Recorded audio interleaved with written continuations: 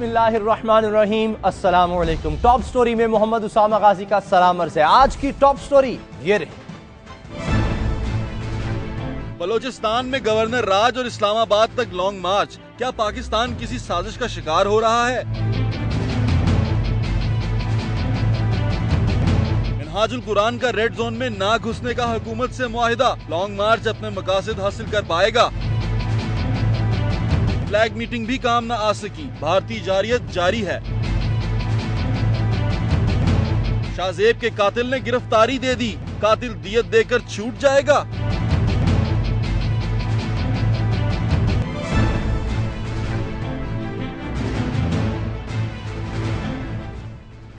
ऐसा क्यों होता है जब हम किसी निज़ाम को सीधा करने लगते हैं या इसके मंतकी अंजाम को पहुंचने लगते हैं तो कोई ना कोई अनहोनी हो जाती है।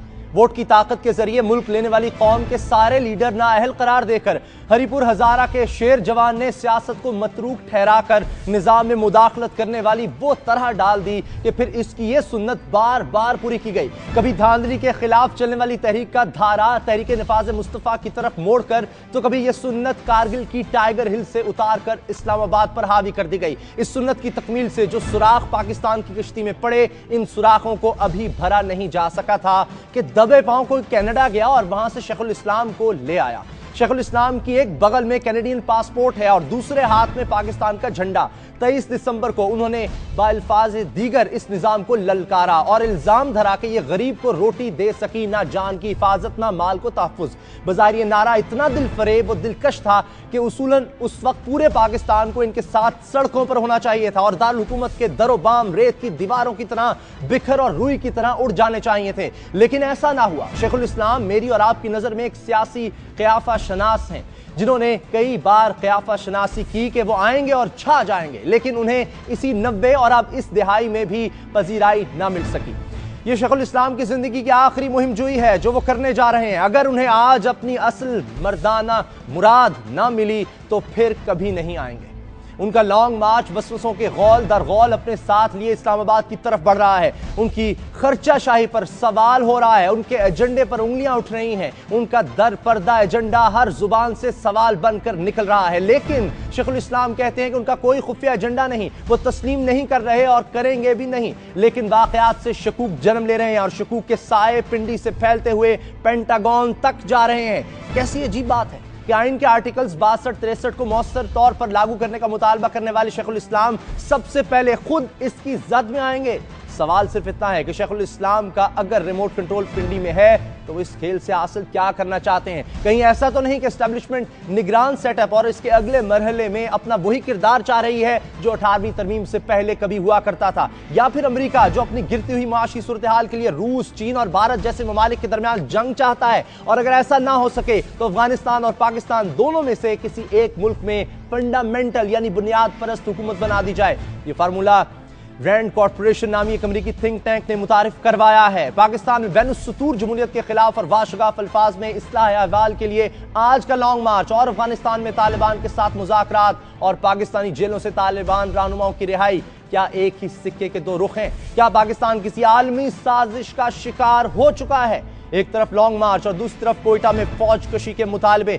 न सिर्फ बलूचिस्तान बल्कि मुल्क के दीगर कोनों से भी यही सदाएं उठ रही हैं और रही सही कसर चौधरी शुजात साहब ने यह कहकर निकाल दी है कि फौज किसी का इंतजार किए बगैर बलूचिस्तान का कंट्रोल संभाल ले। हजारा कबीले के 86 अफराद की शहादत से उठने वाला एहतजाज बिल आखिर बलूचिस्तान की सूबाई हुकूमत को अपने साथ ही लेकर गया। कल तक बलूचिस्तान से आवाज लापता अफराद की बाजियाबी के मुतालबे की आती थी और आज वहीं से आवाज आई कि फौज को भेजा जाए। सुप्रीम कोर्ट भी हैरान है। गवर्नर राज का नोटिफिकेशन अदालत उज़्मा तलब कर चुकी है। बलूचिस्तान में फौज तो अभी नहीं आई, अलबत्ता गवर्नर राज लग चुका है। शेखुल इस्लाम का लॉन्ग मार्च और बलूचिस्तान का गवर्नर राज किसकी और कहां की साजिशें हैं, ये बातें हवाओं में हैं, मगर जमीनी हकायक ये है कि लॉन्ग मार्च वाले इस्लामाबाद तक पहुंच चुके हैं और सवाल है कि क्या ये लॉन्ग मार्च अपने एलानिया अंजाम को पहुंचेगा या फिर शेखुल इस्लाम किसी टेलीफोन के आते ही बोरिया बिस्तर गोल करके वापस लौट आएंगे। शेखुल इस्लाम के मुतालबे कानून की नजर में क्या है और गवर्नर राज के बजाय हुकूमत के पास क्या कोई और ऑप्शन नहीं था, इसी बारे में बात करेंगे। मेरे साथ मौजूद है चीफ जस्टिस रिटायर्ड सईदुज़्ज़मा सिद्दीकी साहब, माहिर कानून है, किसी तारुफ के मोहताज नहीं। सईदुज़्ज़मा सिद्दीकी साहब, सबसे पहला सवाल, जो मुतालबात हैं शेखुल इस्लाम के, क्या अगर वो अदालत जाते वहां उनकी तशफ़ी हो सकती थी? جی بالکل، میں سمجھتا ہی ہوں کہ ان میں سے کچھ مطالبات تو ایسے تھے کہ وہ کورٹ میں لے جایا جا سکتا تھا، لیکن میں سے بیشتر ان کے جو مطالبات ہیں وہ ایسے ہیں جس پر اس وقت عمل نہیں کیا سکتا. مثلا ان کا یہ کہنا کہ وہاں پر وہ ایسی کیئر ٹیکر گورنمنٹ چاہتے ہیں جو سب کے لیے قابل قبول ہو، اور وہ یہ کہتے ہیں ساتھ ساتھ کہ الیکشن کمیشن کو بھی وائنڈ اپ کر کے ایک نیا با اختیار الیکشن کمیشن بنایا جائے. تو میں سمجھتا ہی ہوں کہ یہ ممکنات میں سے نہیں ہے، اس لیے کہ جو الیکشن کمیشن پاکستان میں وجود میں آیا ہے وہ تمام سیاسی پارٹیوں کی بشمول ان کے جو پارلیمنٹ سے باہر ہیں ان کی سب کی مرضی سے بنا ہے. تو اس لیے ایسے الیکشن کمیشن کو اس طرح سے اگر کوئی آدمی یہ کہے لانگ مارچ کے ذریعے ہٹایا جا سکتا ہے تو میں سمجھتا ہوں کہ وہ ایکسٹرا کانسٹیٹیوشنل ہوگا، کانسٹیٹیوشن سے اس کا کوئی مطابقت نہیں ہے. اسی طرح سے جو ان کے دوسرے مطالبات ہیں وہ بھی غالباً اسی کے زمرے میں آتے ہیں. اگر وہ چاہتے ہیں کہ کچھ ایسے مطالبات ہیں، مطلب یہ کہ ان کا یہ کہنا کہ الیکشن لاز کے اندر ترمیم کی جائے، تو ترمیم کورٹ بھی نہیں کر سکتی نہ ہی حکومت کر سکتی ہے. اس کے لیے تو آپ کو امینڈمنٹ کرنے پڑیں گے کانسٹیٹیوشن کے اندر، جس کے لیے 2/3 میجورٹی چاہیے. جب تک 2/3 میجورٹی نہ ہو اس وقت تک کانسٹیٹیوشن کے اندر کوئی امینڈمنٹ نہیں کیے جا سکتے. تو اس لیے یہ مطالبات وقت اس کے لیے بڑا وقت درکار ہے. اگر یہ چاہتے بھی ہیں تو اس کے لیے موجودہ حالات میں، جبکہ جنرل الیکشن صرف 2-2.5 مہینے کے بعد ہونے والے ہیں، اس وقت یہ پاسبلٹیز نظر نہیں آتی. اچھا مجھے یہ بتائیے گا کہ اب شیخ الاسلام لانگ مارچ کر رہے ہیں اور وہ کہتے ہیں کہ میں عدالت کے فیصلوں پر عمل درآمد کے لیے کر رہا ہوں. ہمارے ادارے اتنے کمزور ہو گئے ہیں کہ اب لانگ مارچز ان پر عمل درآمد کرائیں گے ان کے فیصلوں پر؟ دیکھیے یہ تو خیر صحیح ہے ان کی بات کہ بہت سارے احکامات جو سپریم کورٹ نے جاری کیے ان پر عمل درآمد نہیں ہوا، لیکن عمل درآمد کرنے کا یہ طریقہ کار جو ہے یہ غالباً مناسب نہیں ہے ایسے وقت میں جب کہ ملک کے اندر جنرل الیکشن ہونے والے ہیں. اس سے انتشار پھیلنے کا خطرہ ہے. اچھا رہا یہ کہ جہاں تک کہ ان کا یہ مطالبہ کہ تمام جو احکامات سپریم کورٹ نے جاری کیے ہیں اس پر عمل درآمد کیے جائے، یہ اپنی جگہ بالکل جائز اور صحیح ہے. اور حکومت کو چاہیے کہ ان کو ایشورنس دے دیں کہ ہم یہ تمام احکامات کو منوعاً اسی طرح سے جس طرح سے سپریم کورٹ نے حکم دیا ہے ہم اس کو پورا کرنے کے لیے تیار ہیں.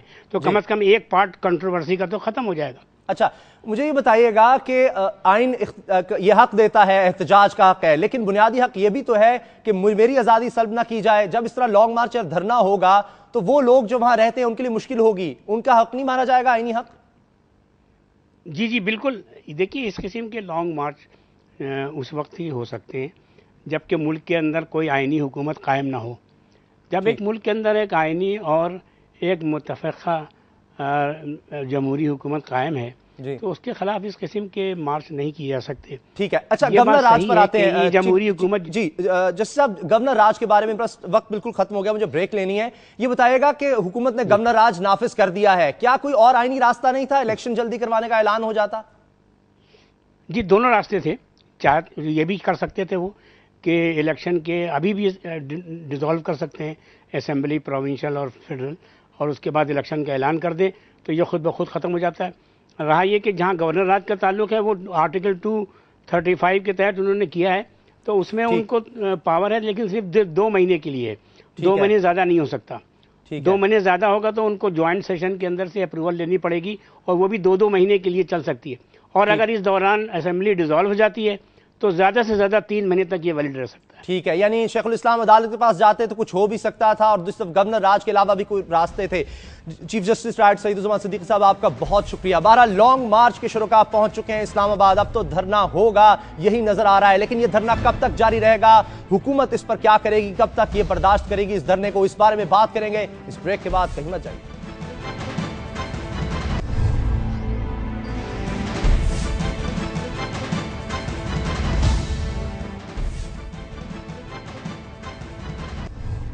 پاکستان کی تاریخ میں شاید یہ ایسا ہوا ہو کہ ایک حکومت اپنے آخری دن گن رہی ہو، عام انتخابات کی ہر کوئی تیاری میں ہو اور دھم سے کوئی چھلانگ لگا کر آ جائے اور اپنے ہزاروں پیروکاروں کے بل بوتے پر پوری ریاست کو ہائی جیک کرنے گھر سے نکل پڑے.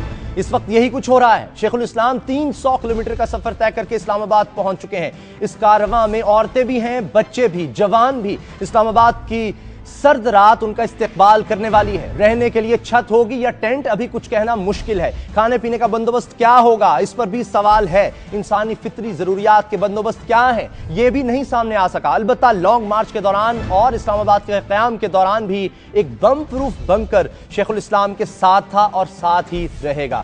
اس بم پروف بنکر میں شیخ الاسلام کے سونے کے لیے آرام دہ بیڈ بھی ہے اور اعلیٰ درجے کے واش روم بھی۔ ایک اور اچھی بات رہی کہ 300 کلومیٹر کا فاصلہ طے کرنے والے ہزاروں انسانوں کو طالبان نے نشانہ نہیں بنایا، الحمدللہ۔ حالانکہ وہ جہاں مجمع دیکھتے ہیں وہیں پر دھماکہ کر دیتے ہیں، اور یہاں سوال یہی ہے کہ طالبان کی لانگ مارچ پر یہ مہربانی ہے تو کیوں ہے، اور اگر مہربانی نہیں تو پھر کیا یہ حکومت کی فول پروف سیکیورٹی کا نتیجہ ہے؟ آخری سوال یہ کہ لانگ مارچ کے بطن سے کیا کسی انقلاب کا ظہور ہوگا یا پھر نامرادی یہاں بھی شیخ الاسلام کا پیچھا نہیں چھوڑے گی؟ اس پر بات کرنے کے لیے ہمارے ساتھ موجود ہیں، اسٹوڈیو میں جوائن کر رہی ہیں مہرین انور راجہ صاحبہ، پاکستان پیپلز پارٹی کی رہنما ہیں۔ ان کے علاوہ مسلم لیگ نون کے رہنما رانا ثناء اللہ صوبائی وزیر قانون بھی ہیں، پنجاب سے ان کا تعلق، اور ہمارے تجزیہ نگار محمد مالک صاحب محتاج تعارف نہیں، اسلام آباد سے ہمیں جوائن کر رہے ہیں۔ مہرین انور راجہ صاحبہ، سب سے پہلے آپ کے پاس آتے ہیں، حکومت کب تک برداشت کرے گی دھرنا، کتنے دن تک؟ بسم اللہ الرحمن الرحیم۔ اسامہ، بات یہ ہے کہ جب بھی جمہوری حکومت، پاکستان میں جمہوریت رہی کتنا ہے، 60 سال سے زیادہ پاکستان کو بنے ہوئے ہیں اور 30 سال سے زیادہ حکومت نہیں رہی جمہوریت کی، تو اس طرح کے اسکائی لیبس آتے ہیں، گرتے ہیں، اپنا حصہ مانگتے ہیں۔ جب اصل ریفارمز کا ٹائم تھا، دیکھیے پرویز مشرف کا وقت تھا، جب ریفارمز کا ٹائم تھا تب یہ خاموش تھے، ان کی طرف سے کوئی آواز نہیں اٹھی۔ اب جب تمام ریفارمز ہو چکی ہیں اور اگر مزید ہونی ہے تو اگلی پارلیمنٹ میں ہونی ہے، ہم کہتے ہیں کہ ایک آئین کے فریم ورک میں رہتے ہوئے اگر آپ بات چیت کرتے ہیں تو ہم تیار ہیں، ہم حاضر ہیں۔ اگر آپ آئین کے دائرہ کار سے باہر نکلتے ہیں تو ہم ان سے کیسے بات کر سکتے ہیں؟ 20 دن سے ہو رہی ہیں، اس کو تو انہوں نے سنا نہیں۔ اب وہ لوگ آ کے بیٹھ گئے ہیں، لانگ مارچ وہاں پر پہنچ چکا ہے، دھرنا ہو گیا ہے، آئین اور قانون سے تو بات آگے نکل چکی نا۔ اب ہوگا کیا؟ کب تک آپ اس کو یوں ہی دیکھیں گے؟ کیا سوچ رہی ہے اب حکومت؟ ان کی مطالبات مانیں گے؟ میں آپ کو ذرا ایک بات بڑے کلیئر سمجھا دوں، یہ حکومت پاکستان اور پاکستان میں رہنے والے تمام اشخاص، میں بتا دوں پورا نیشن، آئین اور قانون کے دائرے سے باہر نہیں نکل سکتے۔ آپ نے کہا انہوں نے نہیں سنا، یہ ان کی مرضی ہے، ہمارا کام تھا سنا دینا۔ اگر آپ الیکشن کمیشن کو تحلیل ہونے کی بات کرتے ہیں تو مجھے اسی آئین کی کتاب جو آپ پڑھ رہے تھے، مولانا قادری صاحب، طاہر القادری صاحب، شیخ جو اسلام بن رہے ہیں، وہ یہ بتا دیں کہ آئین کی کون سی شک ہے جس کے ذریعے ہم الیکشن کمیشن کو تحلیل کر سکتے ہیں، ختم کر سکتے ہیں۔ وہ بات کرتے ہیں عوامی پارلیمنٹ کی، وہاں انہوں نے عوامی پارلیمنٹ لگا لی ہے، وہاں جو لوگ آئے ہیں وہ کہتے ہیں ہم مہنگائی سے، بے روزگاری سے، ووٹ شنی سے تنگ ہیں۔ وہ سب اپنی جگہ پہ، مگر ہم اجازت نہیں دے سکتے، آئین اجازت نہیں دیتا۔ اگر آج ہم الیکشن کمیشن کو تحلیل کرتے ہیں تو پھر آئین کی خلاف ورزی کرتے ہیں، اور حکومت بھی اور وہ لوگ بھی جو الیکشن کمیشن کو تحلیل کریں گے وہ آئین کو سیبوٹاج کریں۔ ان کے مطالبات نہ ماننا آپ کی آئینی مجبوری ہے، آئین سے باہر آپ نہیں جا سکتے۔ آپ نے اپنا سوال ہی ٹویسٹ کر دیا۔ ان کے جو مطالبات ہیں وہ ریفارمز ہو چکے ہیں، میں وہ بات سمجھ گیا، میں نے دہرا دیا آپ کی بات۔ اور جو ان کے آئینی مطالبات ہیں وہ اگر آئین کے دائرہ کار میں رہیں گے تو وہ الیکشن کے بعد خود پورے ہو جائیں گے۔ اچھا، رانا ثناء اللہ صاحب، لانگ مارچ اسلام آباد تک پہنچ گیا، شکر ہے اللہ کا کوئی ناخوشگوار واقعہ نہیں ہوا، اس کو کیا کہیں؟ طالبان کی مہربانی، آپ نے بڑی اعلیٰ سیکیورٹی دی۔ دیکھیں یہ جو یعنی اپنا لانگ مارچ اسے کہیں یا منہاج القرآن جو ادارہ ہے اس کے ملازمین کا مارچ کہیں، دراصل تو یہ مارچ جو ہے یہ منہاج القرآن کے ملازمین کا ہے۔ تو اس کو یہاں تک پہنچانے کے لیے جس کی تعداد جو جب یہ انہوں نے کراس کیا ہے پنجاب کی لائن کو اسلام آباد کی طرف، تو یہ تعداد ان کی کوئی تقریباً 20 سے 25 ہزار کے قریب تھی۔ تو ان 20-25 ہزار یعنی لوگوں کو یہاں تک پہنچانے کے لیے کل دن 2 بجے سے لے کے آج رات جو ہے وہ تقریباً 9 ساڑھے 9 بجے تک کوئی 50 ہزار جو ہے وہ سیکورٹی پرسنل نے جو ہے وہ ڈیوٹی دی ہے، دن رات جا کے مختلف ڈسٹرکٹس میں، یعنی ان کے روٹ کے اوپر 50 ہزار لوگ آپ بتا رہے ہیں کہ معمور رہے؟ جی بالکل، 10 ہزار کا تو ان کے روٹ کے اوپر جو ہے وہ نفری یہاں لاہور میں، صرف لاہور میں تھی۔ تو یہ یعنی اور کم از کم جو ہے اس کے اوپر یعنی جو یوزول ایکسپینسز ہے اس کے علاوہ 4 کروڑ روپے جو ہے وہ پنجاب گورنمنٹ کا خرچہ ہے. تو یہ تو ہم نے جو ہے یہ یعنی پوری رات جو ہے وہ جاگ کے گزاری ہے صرف اس لیے کہ ہمیں یہ پتہ ہے کہ یہ طاہر القادری صاحب کو جن لوگوں نے بھیجا ہے، جن لوگوں نے امپورٹ کیا ہے، ان کو لاشیں چاہیے. یعنی نیندیں تو آپ کی اڑ گئی نا، لانگ مارچ کی وجہ سے آپ کی رات کی نیند تو اڑ گئی. دیکھیں جی نہیں، ہماری نیندیں لانگ مارچ کی وجہ سے نہیں اڑی. ہماری نیندیں اس وجہ سے اڑی کہ یہ لانگ مارچ میں جن لوگوں کو اس نے غریب لوگوں کو اپنے ساتھ چلایا ہوا ہے، خود تو بلٹ پروف گاڑی میں بیٹھا ہے، ان کی جانیں نہ چلی جائیں. ان کی جانوں کے فکر کی وجہ سے بالکل اس میں کوئی شک نہیں ہے کہ ہمیں جو ہے وہ بالکل اس وقت تک جو ہے وہ یعنی سیٹسفیکشن نہیں ہوئی جب تک جو ہے یہ اسلام آباد انہوں نے کراس نہیں کیا. ٹھیک ہے، اب اسلام آباد پہنچ گئے، اب وفاقی حکومت جانے اور لانگ مارچ جانے. میں آپ کی طرف آتا ہوں، محمد مالک صاحب، رحمان ملک صاحب جانے اور یہ قادری صاحب جانے، لیکن ایک بات میری سن. جی پلیز. ایک بات میں آپ کو یہ بتانی چاہتا ہوں کہ یہ مولانا طاہر القادری صاحب اور ان کا جو ادارہ ہے نا منہاج القرآن، یہ اتنے بندے اکٹھے کرنے کی یعنی 20-25 ہزار بندہ اکٹھے کرنے کی تو کیپیسٹی اس کے پاس موجود ہے. یعنی یہ ہر سال جو ہے یہ مینار پاکستان کے اوپر جو کرتے ہیں یہ میلاد کانفرنس ربیع الاول میں، وہاں پہ 15-20 ہزار آدمی ہوتا ہے. اور یہ جو اتقاف کا شہر بساتے ہیں وہاں پہ بھی 8-10 ہزار آدمی ہوتا ہے ہر سال. تو یہ تو کیپیسٹی ان کے پاس ہے اپنے عقیدت مندوں کی اور منہاج القرآن کی، دین کے لیے آتے ہیں. اب یہ سیاسی ایجنڈا ہے، اب تو لوگ ان کی آواز پر لبیک کہتے رہے چاہے 20,000 میں اس طرح آتا ہوں رانا صاحب، میں اس طرف آتا ہوں، جو یہ کہیں گے وہ کریں گے. ٹھیک ہے، مجھے بات کرنے دینا. آپ مجھے یہ بتائیں کہ اس طرح سے تو 20-25 ہزار بندے اکٹھے کر کے یہ اپنے مطالبے منوا لیں، یہ پریزیڈنٹ ہاؤس میں پرائم منسٹر ہاؤس میں بیٹھ جائیں قبضہ کر کے، مہینے بعد پھر ہم 20-25 ہزار بندہ لے کے آ جائیں گے. ٹھیک ہے یہ تو اس طرح سے چلے گا. محمد مالک صاحب، آپ اسلام آباد میں موجود ہیں، طاہر القادری صاحب سے آپ نے انٹرویوز بھی کیے، یہ بتائیں صبح جب ہم اٹھیں گے انقلاب آ گیا ہوگا؟ نہیں، انقلاب نہیں، لیکن میں اس کو اتنا اوور سمپلیفائڈ نہیں کر کے دیکھنا چاہتا. دیکھیں کروڑوں روپے اگر انہوں نے لگائے ہیں لاہور کے جلسے میں آنے میں سب میں، تو وہ اس لیے نہیں، وہ کمپنی کی مشہوری کے لیے نہیں ہو رہا جو ہم سوال اٹھا رہے ہیں. بات یہ ہے جو ان کا رویہ بھی تھا آل along، وہ نیگوسیشنز انکریج کرنے والا نہیں تھا بلکہ حوصلہ شکنی کرنے والا تھا. جب وہ آئے 23 دسمبر کو بڑی چھوٹی ڈیڈ لائن دی، پھر جو لوگ جا کے ملے ان سے، ان کا رویہ بڑا سخت تھا. ایسے لگ رہا ہے کہ جیسے قادری صاحب چاہتے ہی نہیں کہ مذاکرات ہوں. اور جو شخص اگر اتنا بڑا ایک پورا ایک تماشا سیٹ اپ ہوتا ہے، اتنی بڑی ایک چیز چلتی ہے موومنٹ، اور اس کا بیسک پرپز ہو کہ میں نے کچھ چینجز لانی ہیں لیکن نیگوسیشنز کے لیے نہ آپ نظر آ رہے ہو آمادہ، تو اس کا مطلب ہے کہ ایجنڈا اس سے بڑا ہے. یہ اتنا سمپل نہیں کہ وہ آئیں بیٹھ جائیں. ہمیں اب دیکھنا یہ ہے، جو ان گورنمنٹس کو پولیٹیکل ریجیمز کو دیکھنے کی ضرورت ہے، چاہے وہ پیپلز پارٹی ہو، چاہے نواز شریف گورنمنٹ ہو، کوئی بھی ہو، کہ یہ ایجنڈا کیا ہو سکتا ہے. ایک تو بڑا سیدھا سا ہے کہ انٹرم گورنمنٹ جون سی ہے، پہلے امپریشن یہ تھا کہ آپس میں بنا لیں گے، نواز شریف مل کے اور زرداری صاحب مل کے دونوں خود ہی بنا لیں گے to the exclusion of traditional power centres.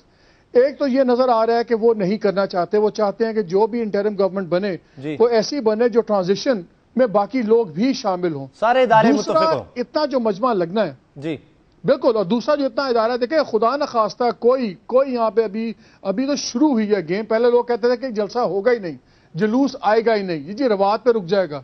پہنچ رہا ہے تھوڑی دیر میں یہاں بھی پہنچ جائے گا، پھر نیگوسیشنز ہوں گی. خدا نہ خواستہ اگلے 12 گھنٹے میں 24 گھنٹوں میں اگر کوئی برا واقعہ ہو گیا تو پھر ایک ٹوٹلی ایک نیا ٹوسٹ مل جائے گا. ابھی ہمیں نہیں پتا کہ فساد ہوتا ہے، فساد ہو گیا، law and order situation create کر دی گئی، تو کسی کو بھی ادارے کو انوالو ہونا پڑے گا. اس کی وجہ سے کوئی آئینی پوزیشن کریٹ کی گئی، جوڈیشری انوالو ہوگی.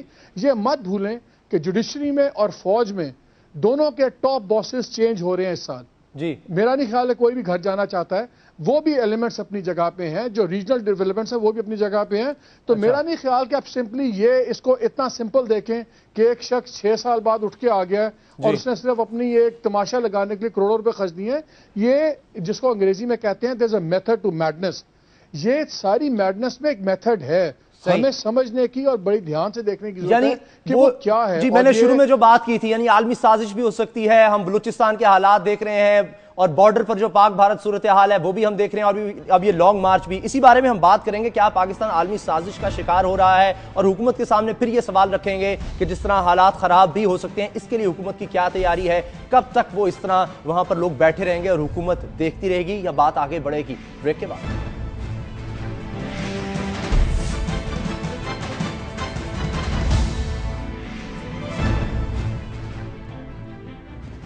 لانگ مارچ کے شرکاء کی تعداد کے بارے میں مختلف قیاس آرائیاں کی جا رہی ہیں۔ شیخ الاسلام کا دعویٰ تھا کہ 40 لاکھ لوگ ان کے پہلو بپہلو ہوں گے، مگر ان کی یہ توقع پوری نہیں ہو سکی۔ تبدیلی کے جگنوؤں کے پیچھے بھاگنے والے من چلے ہزاروں سے آگے نہ بڑھ سکے۔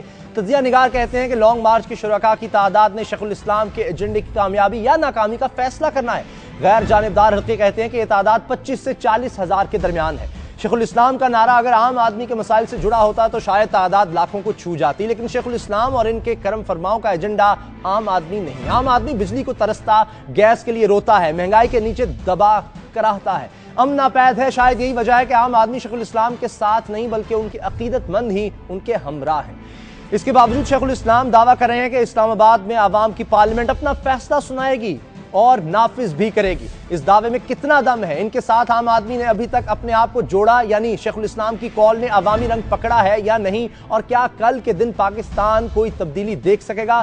سلسلہ کلام یہیں سے ایک دفعہ پھر جوڑتے ہیں۔ میں نے راجہ صاحبہ، کیا یہ عام آدمی کے جو نعرے انہوں نے لگائے ہیں اس وجہ سے نہیں لوگ آ گئے کہ بجلی نہیں ہے، پانی نہیں ہے، گیس نہیں ہے، بے روزگاری ہے، لوڈ شیڈنگ ہے، ہم تنگ ہیں، اس لیے لوگ آ رہے ہیں؟ اسامہ، یہ آپ کی جہاں تک بات ہے کہ واقعی کچھ کمی ہے، میں یہ نہیں کہتی کہ تمام واقعی بجلی انرجی کرائسس ہے اور مہنگائی اپنی جگہ پہ ہے، تو کیا ہم کسی سے چھین کے ایک روٹی کسی کو دے دیں گے؟ جو مولانا صاحب بات کر رہے ہیں اور بار بار بات کر رہے ہیں، دیکھیں جب یہ کینیڈا کا اوتھ اٹھا رہے تھے، چرچ آف انگلینڈ کا اوتھ اٹھا رہے تھے، تب کیا پاکستان میں روٹیاں کھلی بٹ رہی تھیں؟ پاکستان میں بجلی بہت کھلی چل رہی تھی۔ کہتے ہیں ہم نے آپ کو موقع دیا، 5 سال تقریباً پورے ہو جائیں۔ دیکھیے بات یہ ہے کہ جو ریفارمسٹ ہوتا ہے نا، وہ ڈے 1 سے ریفارمسٹ ہوتا ہے اور وہ ریفارم کی بات، اپنا بیان ضرور ڈالتا ہے۔ جب ججز کو بالوں سے پکڑا جا رہا تھا، ہم کانسٹیٹیوشنل ایونیو کے اوپر مارچ کر رہے تھے، ہم آئین کی بحالی کی بات کر رہے تھے، ہم آئین کی بات کرتے تھے، غریب آدمی کی بات کرتے تھے، عافیہ صدیقی کی بات کرتے تھے، کوئی ایک بیان مولانا قادری صاحب کا آیا نہیں آیا۔ آج وہ گئے ہیں، آپ نے جمہوریت دیکھیں کہ پنجاب سے وہ چلے ہیں، ان کا مارچ، انہوں نے کہا میں 40 لاکھ لوگ لے کے چلوں گا۔ اب جو مولانا قادری صاحب ہیں، ڈاکٹر مولانا، وہ ان کی کنٹرڈکشن بات میں انہوں نے کہا 40 لاکھ لوگ ہوں گے، پھر 20 لاکھ اب میٹر نہیں کر رہی، وہاں پہنچ چکے ہیں۔ آئین اور قانون کی اگر بات کرتے ہیں، گورنر آج کیوں لگایا گیا؟ آپ الیکشن اناؤنس کرتے ہیں، جب ایک شخص اتنا بڑا شیخ الاسلام منہ سے بات نکالتا ہے تو پوری ہونی چاہیے۔ انہوں نے کہا 40 لاکھ نہیں تھے، 20 لاکھ نہیں تھے، انہوں نے کہا 1 لاکھ لوگ ہوں گے۔ آج آپ دیکھ لیں، میں کہتی ہوں اس کو حکومت کیا فیل نہیں ہو رہی؟ گورنر آج آپ نے بلوچستان میں لگایا، وہ اسی لیے لگا رہے ہیں کہ حکومت نہ کام نہیں کر رہی، اور وہ نعرہ ان کا پھر بڑھتا چلا جاتا ہے۔ بات مان لیں، کیا حکومت کے پاس مینڈیٹ ہے غیر آئینی بات مان لینے کا؟ کیا الیکشن کمیشن کو تحلیل کرنے کا اختیار حکومت کے پاس ہے؟ اور جہاں تک آپ نے بلوچستان کی بات کی، وہاں پہ امپلیمنٹ تو کیا جا سکتا ہے کہ ایماندار لوگ آئیں ہوئے ہیں، اور وہاں پہ چیف منسٹر صاحب موجود نہیں تھے، جو بڑی افسوسناک بات ہے۔ وہاں کے معاملات اور ہیں، مگر قادری صاحب ایجنڈا لے کے کسی اور کا آئے ہوئے ہیں اور وہ کسی کی بات نہیں سن رہے۔ ٹھیک ہے مالک صاحب، آپ نے سن لیا، وہ جو بات کر رہے تھے عالمی سازش کا کوئی حصہ ہے، حکومت کے پاس اور راستے تھے، ایک جگہ حکومت فیل ہوتی ہے تو پھر اس طرح کے نعرے زور پکڑتے ہیں۔ گورنر راج بلوچستان، مجھے مالک صاحب میں آتا ہوں آپ کے پاس، باقی مہمانوں سے بھی بات ہو جائے۔ آپ نے اتنا انتظام کبھی دیکھا؟ بڑے کھانے پینے کے ٹرک دیکھے اور ان کا بنکر دیکھا، انہوں نے بات کی کہ میں امام حسن حسین کا لشکر، میرا بحرین ٹی وی سے ایک سوال ہے، امام حسن حسین کے لشکر میں ان کی بیگم تھی، ان کی بیٹی تھی، ان کی بہنیں تھی، وہ نعرے ہوتے ہیں نا، جذبات کے لیے نعرے لگائے جاتے ہیں۔ مالک صاحب پھر کیا جھوٹ بولا انہوں نے؟ مالک صاحب مجھے بتائیں، قادری صاحب نے جھوٹ بولا تو وہ کیوں بنکر کی گاڑی میں بیٹھے؟ وہ کیوں عام آدمی کے ساتھ پیدل نہیں چلے، عام بس میں نہیں بیٹھے؟ میں سمجھتی ہوں امام حسن حسین کی جہاں تک بات کرتے ہیں، وہ نہیں ایسے باتیں کرنی چاہیے۔ اچھا مالک صاحب، یہ عالمی سازش کا کوئی حصہ ہے جس میں ہم جڑتے چلے جا رہے ہیں؟ گورنر راج لگا دیا گیا، بلوچستان میں حکومت کے پاس اور کوئی راستہ نہیں تھا، وہاں اگر حکومت فیل ہوتی ہے تو پھر اس طرح کے نعرے زور پکڑتے ہیں کہ نظام فیل ہو رہا ہے۔ نہیں اسامہ، بلوچستان والا ایشو تو رائٹنگ آن دا وال تھا۔ اکتوبر میں سپریم کورٹ کی رولنگ آ گئی تھی کہ گورنمنٹ اپنا اخلاقی جواز بھی کھو بیٹھی ہے، اور جو وہاں پہ رئیسانی صاحب کر رہے تھے وہ تو کوئی اچنبے کی بات ہی نہیں ہے، وہ تو اچھا ہوا۔ اس لیے یہ بڑے دکھ کی بات ہے کہ 86 لاشیں ہمیں رکھنی پڑی سڑکوں پہ 3 دن کہ زندہ لوگوں کو کوئی شرم آئے اور کوئی چیز آگے ہو، but that is a different, اس کا بلوچستان کی سچویشن اور ہے، اس کا آئی تھنک اس میں پیرلل اب نہ ڈرا کریں۔ اچھا، اور ہر چیز میں دیکھیں، ہمیں بین الاقوامی سازش نہ آپ ڈھونڈیں، بین الاقوامی سپورٹ ہو سکتی ہے کسی ایک ایجنڈا کی. کسی کو جب آپ دیوار کے اوپر کوئی ایک گڑھا کھودتے ہیں تو کوئی نہ کوئی پاؤں رکھنے کی جگہ بنتی ہے. ایشو یہ ہے, میں تو صرف ایک چیز پوائنٹ آؤٹ کر رہا ہوں کہ بین الاقوامی اگر سازش بھی ہو تو وہ لوکل ڈفرینسز کو ہی ایکسپلائٹ کرتی ہے یا کریٹ کرتی ہوتی. میں قادری صاحب کو کوئی ایک ایجنڈا کمپلیشن والی چیز نہیں دیکھتا, میں ان کا ایک رول دیکھتا ہوں کہ جو ایک ایجنڈا کو کک سٹارٹ کر رہے ہیں وہ ایک ایسا فیکٹر ہے جو ایک مسئلے کو شروع کریں گے. وہ کوئی جس طرح جلوس نکلتا ہے نا اسامہ, تو جلوس کو شروع میں اور قسم کے لوگ اکٹھا کرتے ہیں, جلوس کو چلاتا کوئی اور ہے اور اینڈ میں تقریر کوئی اور کرتا ہے. آپ نے بھی ایز اے رپورٹر دیکھے ہوئے جلوس. بالکل قادری صاحب کا رول ہے ایک سچویشن کریٹ کرنے کا جو مجھے نظر آتا ہے, اور آئی تھنک یہ ہمیں سمجھنے کی ضرورت ہے کہ کس کے بینیفیشری کون ہو سکتے ہیں. جو آج ہم دیکھ رہے ہیں پچھلے تقریباً 36 گھنٹوں میں ہم نے کسی لیول پہ ان کی انگیجمنٹ نہیں دیکھی گورنمنٹ کے ساتھ.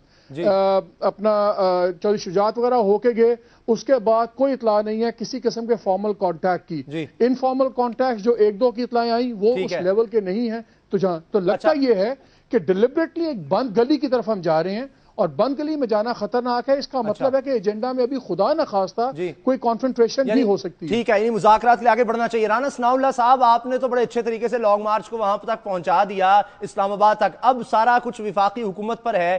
کتنی بڑی یہ مشکل آپ نے کریٹ کر دیا. اب تو وہاں پر پہنچ گئے اور کچھ بھی ہو سکتا ہے, وہاں پر صورتحال خراب بھی ہو سکتی ہے. نہیں جی, ہمارا وفاقی حکومت سے مطالبہ ہے اور ماہرین بی بیٹھی ہیں, وہ سن رہی ہیں. ہمارا یہ مطالبہ ہے وفاقی حکومت سے کہ مولانا سے وہ پوچھیں کہ یہ جو 30,000 بندہ وہ لے کے آئے ہیں اور باقی 39,70,000 آدمی جو ہے وہ کہاں پہ ہے, ان سے پورا کروائیں وہ. اچھا, تو یہ پورا کروا کے بھیج دیتے ہیں نا. انہوں نے تو 1 لاکھ, یہ تو ہم آپ پہ برڈن ڈالتے ہیں کہ آپ نے 1 لاکھ.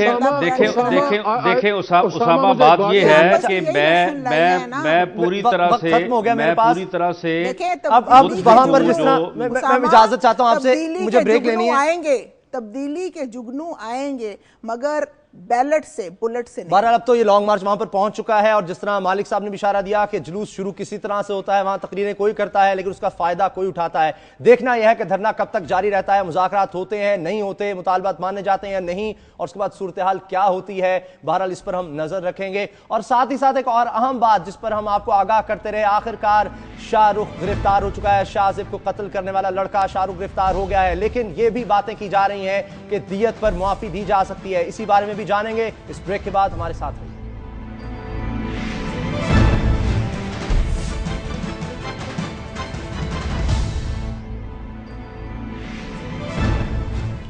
کراچی میں امن نہیں تو فوج, بلوچستان میں فرقہ واریت, یہاں بھی فوج. انتخابات کروانے ہیں, وہاں بھی فوج.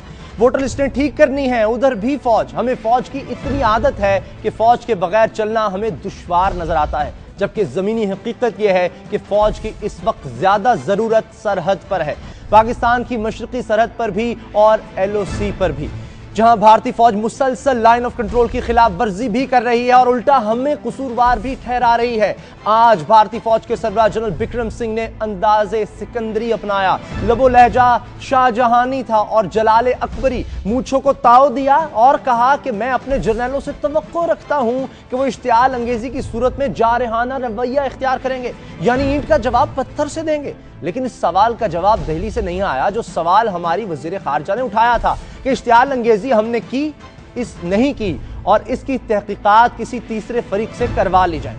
آج پاکستان اور بھارت کے فوجی افسروں کے درمیان فلیگ میٹنگ پونچھ سیکٹر میں ہوئی, جس میں پاکستان نے بھارتی پروپیگنڈے کے خلاف احتجاج کیا. لیکن اس میٹنگ کے بعد کبل سیکٹر میں بھارت نے آج پھر بلا اشتعال فائرنگ کر دی, جس سے ایک شہری زخمی ہو گیا. سوال سادہ سا ہے کہ بھارت کی اس پروپیگنڈا اور لائن آف کنٹرول کی خلاف ورزی کا آخر مقصد ہے کیا؟ اس پر بات کرنے کے لیے ہمارے ساتھ موجود ہیں جنرل ریٹائرڈ طلعت مسعود, دفاعی تجزیہ کار ہیں. ان سے بات کرتے ہیں. طلعت مسعود صاحب, آخر بھارتی فوج چاہتی کیا ہے؟ میرے خیال میں ان کا یہ جو کہتے تو ہیں کہ پاکستان میں جو فوج ہے وہ اس کا بہت ایک قسم سے توازن نہیں ہے سول ملٹری ریلیشنز کا, لیکن اصل تو جو دیکھ رہے ہیں ہم اس وقت انڈیا میں, وہاں کی جو ملٹری لیڈرشپ ہے وہ اتنی پاورفل ہو گئی ہے, اتنی طاقتور ہو گئی ہے کہ وہ ایک قسم کی پالیسی بنا رہی ہے.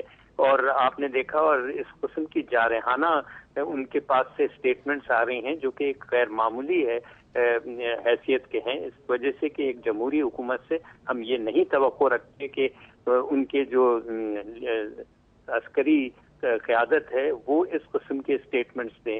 تو اس سے یہ ظاہر ہوتا ہے کہ ان کے عزائم جو ہیں اور ان کی جو پالیسیز ہیں ان میں اتنی جارحیت آ گئی ہے, اور خاص طور سے جب سے انہوں نے کشمیر پر اور کئی اور جو ان کی انسرجنسیز ہو رہی ہیں اس میں ان کا جس طریقے سے وہ ملوث ہیں اس سے ان کا انفلوئنس اور ان کا جو ڈیسیشن میکنگ ہے اس میں ان کا بہت زیادہ انپٹ ہو گیا ہے. اس وجہ سے وہ ان کو یہ ایک موقع ملتا ہے کہ ہر دفعہ اس قسم کی باتیں کریں. حالانکہ دیکھیے دونوں ممالک جو تھے ایک طریقے سے کافی پیش رفت ہو رہی تھی کہ تعلقات کو بہتر کیا جائے, لیکن جس طریقے سے ان لوگوں نے جارحانہ اسٹیٹمنٹس دینے شروع کیے ہیں اور جو میڈیا نے بھی رویہ اختیار کیا ہے ایک ہائپر نیشنلزم کا اور ایک ایک قسم کا ایٹماسفیئر کریٹ کیا ہے, جس سے تو ظاہر ہوتا ہے کہ جو بھی ایک پیش رفت ہوئی تھی اس کو پھر پیچھے ڈھکیلا جا رہا ہے. اچھا یہ بتائیے گا کہ پاکستان نے کہہ دیا کہ تیسرے فریق سے یہ تحقیقات کروا لی جائیں, آخر اشتعال کون پیدا کر رہا ہے, اس پر بھی بھارت کی طرف سے جواب نہیں آیا. جی ہاں, اس وجہ سے نہیں آیا کہ وہ دو وجوہات ہیں. ایک تو وہ سمجھتے ہیں کہ کشمیر کا معاملہ جو ہے وہ کسی طریقے سے کوئی بین الاقوامی جو ادارہ ہے اس میں اگر اس کو ملوث کیا جائے تو پھر اس کی جو ان کا یہ کہنا ہے کہ وہ ہمیشہ بس کشمیر جو ہے وہ اٹوٹ ہے. اس وجہ سے اگر ہم کوئی باہر کی پارٹی کو ملوث کریں تو اس کا مطلب یہ ہے کہ ہم ایک طریقے سے اپنا اصول جو ہے وہ کھو بیٹھیں گے. لیکن اصل دوسری وجہ یہ ہے کہ جو حقیقت ہے اس کو وہ جاننا, ان کو تو پتہ ہے حقیقت کا, اور وہ یہ نہیں چاہتے کہ انٹرنیشنل میں جو نیوٹرل آبزرورز ہیں ان سے انکوائری کرائی جائے. تو اگر دیکھا جائے تو جب دو ممالک ایک بالکل ہی مختلف رائے رکھتے ہیں ایک انسیڈنٹ کے بارے میں, تو پھر کوئی تیسرا فریق آنا ضروری ہوتا ہے. ٹھیک ہے, اور اس سے ثابت ہو جاتا ہے کہ یعنی بھارت کی غلطی ہے, اس لیے وہ نہیں چاہتا کہ تیسرا فریق جو ہے وہی تحقیقات کرے. مجھے یہ بتائیے گا پاکستان کے پاس پھر کیا حل ہے؟ اس طرح کا جارحانہ رویہ, اس طرح کی سٹیٹمنٹس بھارتی جرائل اگر دیں, اشتعال دلائیں, تو پاکستان کیا کرے؟ دیکھیے پاکستان تو میرے خیال میں جو اس وقت رویہ اس نے اختیار کیا ہے وہ بالکل ٹھیک ہے. ایک تو یہ ہے کہ ہمیں ان کی جارحانہ کارروائیوں کے لیے تیاری تو کرنی چاہیے کہ اگر خدا نہ کرے وہ اس قسم کی رویے کو واقعی میں عملاً بھی ایک جامع شکل دینا چاہیں گے تو پھر اس کا مقابلہ تو کرنا ہوگا. لیکن پاکستان جس قسم کی پالیسی اس وقت اختیار کر رہا ہے وہ بالکل صحیح ہے. ٹھیک ہے, یعنی پاکستان کی پالیسی ٹھیک ہے, بھارت کو بھی دیکھنا چاہیے کہ وہ اس طرح سے کیوں کھلی چھوٹ دی ہوئی ہے اپنے جرنیلوں کو, اس طرح سے وہ بلا اشتعال طور پر پاکستان کی طرف کیوں رویہ رکھے ہوئے ہیں. آج بھی ہمارا ایک شہری زخمی ہو گیا, اس سے پہلے بھی ہمارے فوجی شہید ہو چکے ہیں. بہت شکریہ جنرل ٹائر طلعت مسعود صاحب آپ کا. اگلی سٹوری ہے ایک ملزم کی گرفتاری کی. شاہ زیب کے قاتل شاہ رخ نے دبئی میں گرفتاری دے دی ہے. ان کی گرفتاری کی وجہ خاندان سے محبت بنی یا ان کے خاندان کی عمارت, ابھی کچھ نہیں کہا جا سکتا. اطلاعات ہیں کہ شاہ زیب کے خاندان نے دیت دے کر شاہ زیب کے لواحقین سے صلح کی راہ ہموار کی. شاہ رخ جتوئی کی گرفتاری سے جو کہانی شروع ہوگی وہ قانون کے صفحات پر لکھی جائے گی. وہ صلح ہو یا پھر خون کا بدلہ خون, لیکن سوال وہی ہے جو پہلے دن اٹھایا گیا تھا کہ قانون سپریم کورٹ کے نوٹس لینے کے بعد یہ حرکت میں کیوں آتا ہے. یہ سوال اپنی جگہ, لیکن سپریم کورٹ مبارکباد کی مستحق ہے. اس نے شاہ زیب قتل کیس کو ٹیسٹ کیس قرار دیا اور قانون کے مطابق نتائج حاصل کیے. اس ٹیسٹ کیس کی کامیابی کے بعد سوال پیدا ہوتا ہے کہ کراچی میں ہونے والے دیگر ہزاروں افراد کے قاتل کیا گرفتار ہو سکیں گے؟ کیا ہزاروں مقتولوں کے لواحقین کو انصاف مل سکے گا؟ کیا اب کراچی میں قانون کا راج چل پائے گا؟ ان سوالوں کے جواب پھر صحیح فی الوقت ہمارے ساتھ ہیں شاہ زیب کے والد اورنگزیب خان صاحب. اورنگزیب صاحب بہت شکریہ آپ کے وقت کا. کیا آپ کو پولیس نے اطلاع دی کہ ملزم گرفتار ہو گیا؟ پولیس نے مجھے اطلاع نہیں دی, میں بھی سلائیڈ ٹی وی پہ دیکھ رہا ہوں اور لوگ بھی مجھے بتا رہے ہیں, مگر مجھے یہ تھا کہ 2 دن پہلے کسی پولیس والے نے کہا تھا کہ انشاءاللہ یہ 2 دن میں گرفتار ہو جائے گا, اور کیا کہتے ہیں پوری امید دلائی تھی, اور یہ آپ کے سامنے ثابت بھی ہو گیا ہے کہ تو اس نے کونسل خانے میں دے دیا. اور میں اس چیز کا ایک بڑا شکر گزار ہوں اپنے رب کا کہ جس چیز کے حق میں وہ اس ملک سے دوسرے ملک چلا گیا اور اتنا با اثر آدمی اور پولیس مطلب جسٹس صاحب چودھری افتخار کا جنہوں نے ان کو کہاں سے ڈھونڈ کے لے کے آ گئے. اور میں بڑا شکر گزار ہوں میڈیا کا, پبلک کا, لوگوں کی ماؤں کا, دعاؤں کرتی تھی, بیٹیاں دعائیں کرتی تھی کسی طرح گرفتار ہو. تو انشاءاللہ یہاں تک تو پہنچ گئے. باقی آگے قانون چلے گا, انشاءاللہ میں اس کو پھانسی تک پہنچاؤں گا. اچھا یہ بتائیے, یہ بھی کہا جا رہا ہے کہ آپ دیت لے کر معاف کرنے کو تیار ہیں؟ نہیں جی, میں معاف نہیں کروں گا, کبھی بھی نہیں معاف کروں گا. میرا جوان بیٹا اس سے مارا, میں کبھی نہیں معاف کروں گا. اس کو سزا ملے گی تو آگے کسی کا جوان بیٹا نہیں مرے گا. میں کبھی بھی نہیں معاف کروں گا, میں زندگی بھر نہیں معاف کروں. تم مجھے بتاؤ نا کس طرح باپ اپنے بیٹے کے لیے کوئی بات کرے گا, اور وہ بھی ظالم بچوں کے لیے. یہ سب بکواس باتیں کہ لیفٹ اینڈ رائٹ کرنا. میں اس کو آخری دم تک پھانسی چڑھا کے رہوں گا انشاءاللہ. اللہ تعالیٰ میرے ساتھ ہے, قانون میرے ساتھ ہے, اور آپ لوگ میرے ساتھ. اب جب شاہ رخ گرفتار ہے وہ کہتا ہے میں اپنی بے گناہی ثابت کروں گا. وہ بے گناہ ثابت کرے گا, مگر میرے پاس کافی اس کے بارے میں ہے چیزیں جو بے گناہ ثابت کر ہی نہیں سکتا. اچھا, آپ پر امید ہے کہ اب شاہ رخ کو پاکستان بھی لایا جائے گا؟ ہو سکتا ہے آج آ جائے یا کل آ جائے, وہ آ جائے گا انشاءاللہ. انشاءاللہ آئے گا انشاءاللہ. اللہ تعالیٰ سے میں کہتا ہوں کہ اللہ تعالیٰ تو اوپر ہے, نیچے قانون ہے, اور باقی میرے میڈیا کے, سیاستدانوں کے اور بھائیوں کی دعائیں باہر کے ملکوں سے, یہ اسی کا نتیجہ ہے. کہ ورنہ یہ اگر کوئی دوسرا شاہ رخ ہوتا اور میں تھوڑا لوز پڑ جاتا, اور یہ ٹھیک ہے. بہت بہت شکریہ اورنگزیب صاحب آپ کا. اور جس طرح سے اب شاہ رخ کی گرفتاری عمل میں آئی ہے, امید کرتے ہیں کہ اسی طرح سے کراچی میں ہر قاتل کو پکڑا جائے گا, اور بھی اس طرح سے جو جوان بیٹے مار دیے گئے ان کے قاتلوں تک بھی پہنچا جائے گا. اور یہ جو ایک ٹیسٹ کیس ہے اس کی کامیابی کو لے کر آگے چلے گی حکومت بھی, پولیس بھی, اور دیگر ادارے بھی. محمد اسامہ غازی کو دعاؤں میں یاد رکھیے گا. اللہ تعالیٰ آپ کو اولاد کے غم اور نفرتوں سے محفوظ رکھے. اللہ حافظ.